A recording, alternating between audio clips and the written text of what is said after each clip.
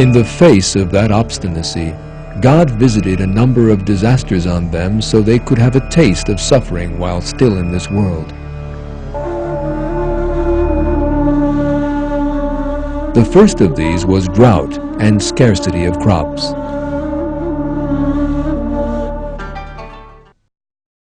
We seized Pharaoh's people with years of drought and scarcity of fruits, so that hopefully they would pay heed.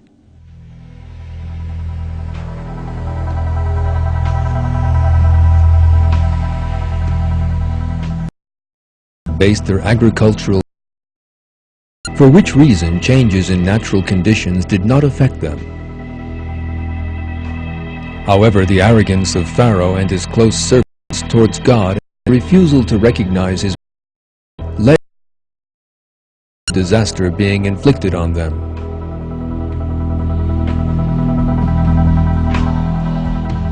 In all reality, water levels in the river Nile dropped enormously for various reasons.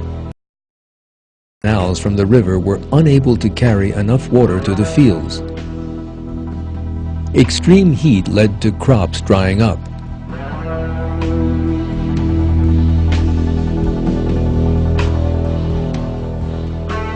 In this way, Pharaoh and his prominent followers encountered a disaster stemming from a most unexpected source, the river Nile itself. Surah 43 verse 51 reveals how this catastrophe dismayed Pharaoh, who previously used to call to his people, saying, "Does the kingdom of Egypt not belong to me? Do you under my control? Do you not then see?" Yet that was not the end of their problems. In fact, it was only the beginning.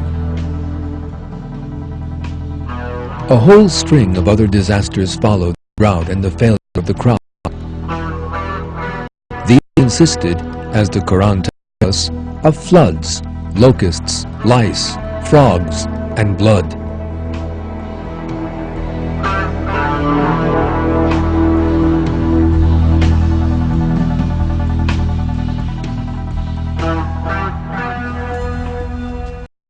Despite all these things happened to them, and his people still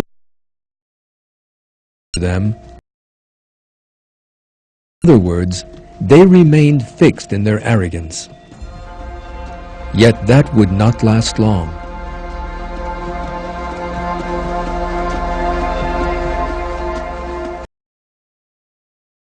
Since Pharaoh still refused to accept the might of God, despite everything that had happened, God told the prophet Musa to lead the children of Israel out of Egypt. They obeyed the prophet Musa and set out with him to leave Egypt.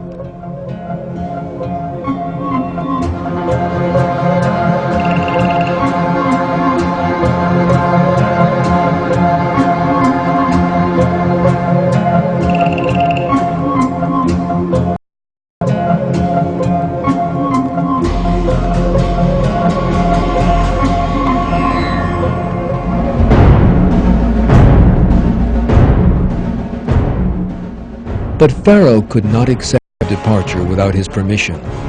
He therefore gathered his army together and set out to follow the children of Israel.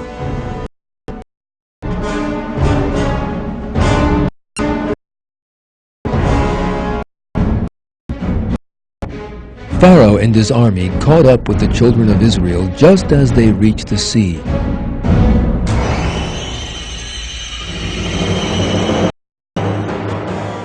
When the children of Israel saw this, some of them began to rise up against the prophet Musa.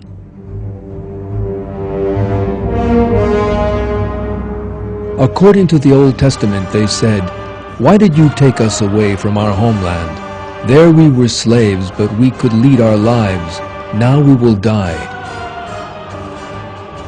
The Qur'an describes the weakness of theirs in these words.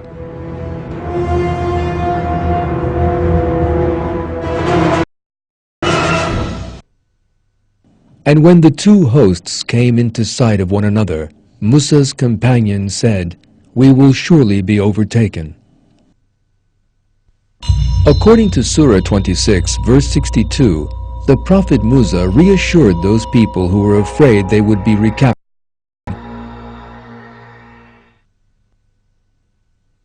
Never. My Lord is with me and he will guide me. At that point, God again showed his support for the Prophet Musa. What happened next is described in the Qur'an.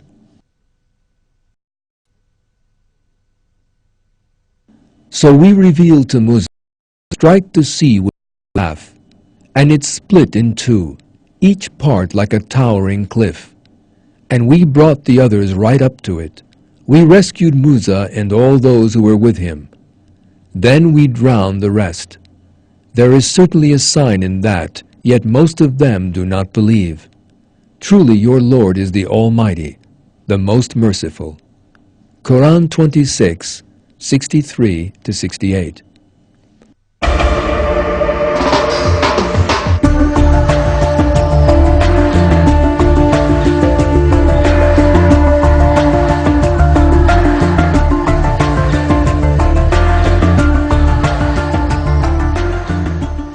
As Pharaoh and his men began to enter the sea, God miraculously closed the waters over their heads.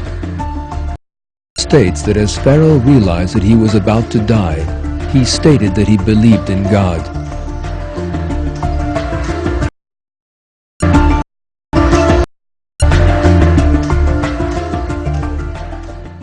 When he was on the point of drowning, Pharaoh believed that but him of Israel believed Muslims. Quran 10:90. Yet Pharaoh and his army were not saved from drowning. This fact is reported in the verses thus. What, now, when previously you rebelled and were one of the corruptors?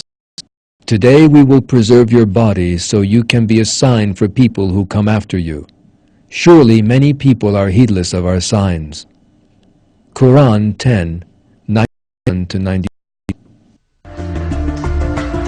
So God exacted retribution from them and drowned them in the sea, because they rejected his signs and failed to take warning from them.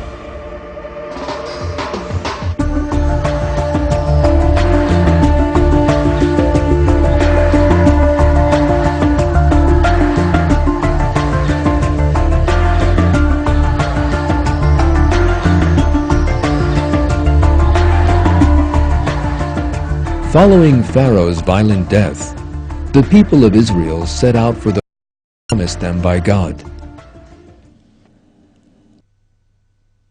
And we bequeathed to the people who had been oppressed the easternmost part of the land we had blessed, and its westernmost part as well. The most excellent word of your Lord was fulfilled for the tribe of Israel on account of their steadfastness.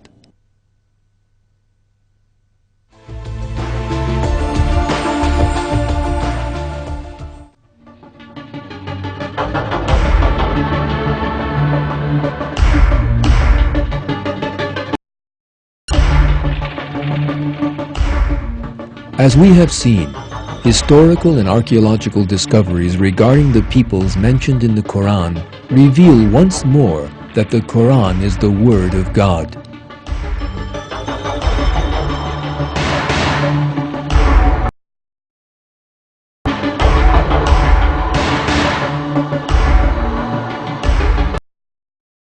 People must learn from what befell these peoples. God.